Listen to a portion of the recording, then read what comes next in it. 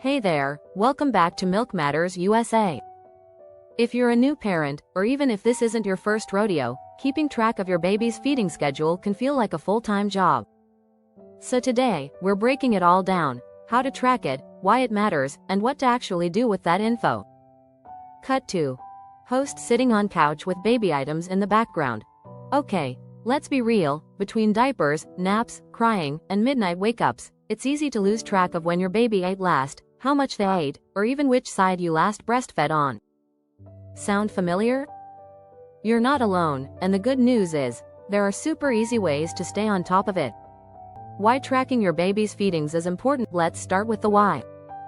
Tracking your baby's feedings can help you make sure they're getting enough nutrition, spot patterns in their hunger cues, catch early signs of any feeding problem, help your pediatrician get a better picture of what's going on, and bonus, it gives your brain a break when you're running on zero sleep. Different ways to track feedings. You don't need anything fancy to start tracking. Here are a few easy methods. 1. Pen and paper. Grab a small notebook or print out a feeding log. Jot down the time, how long the feeding lasted, how much milk or formula they had, and which side you nursed from, if you're breastfeeding. Simple, right? 2. Phone apps. For the tech-savvy parents, there are tons of free apps, like Baby Tracker, Huckleberry, or Glow Baby, that let you log everything from feedings to sleep to dirty diapers. Some even send you reminders. Super helpful when you're half asleep at 3 a.m. 3. Whiteboard or fridge chart. Great for county parents and caregivers.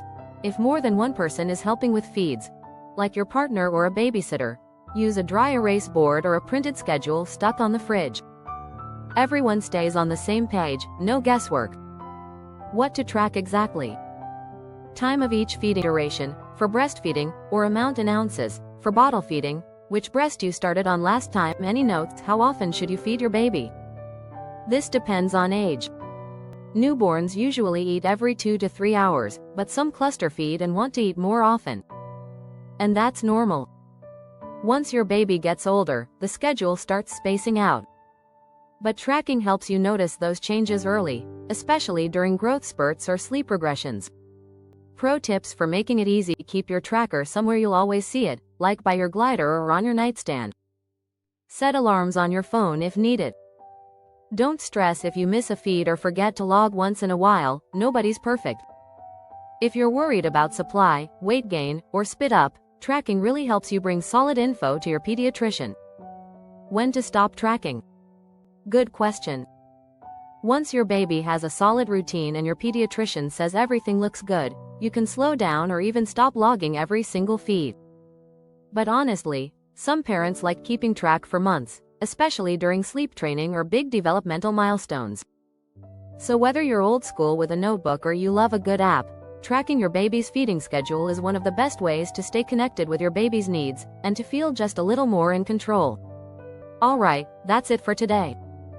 If you found this video helpful, give it a thumbs up and don't forget to subscribe to Milk Matters USA for more real talk about feeding, parenting, and surviving those newborn days. Drop your favorite tracking method in the comments, especially if you've got a hack that saved your sanity. Right finger subscribe, like, share. Baby bottle. Milk Matters USA, because every drop matters.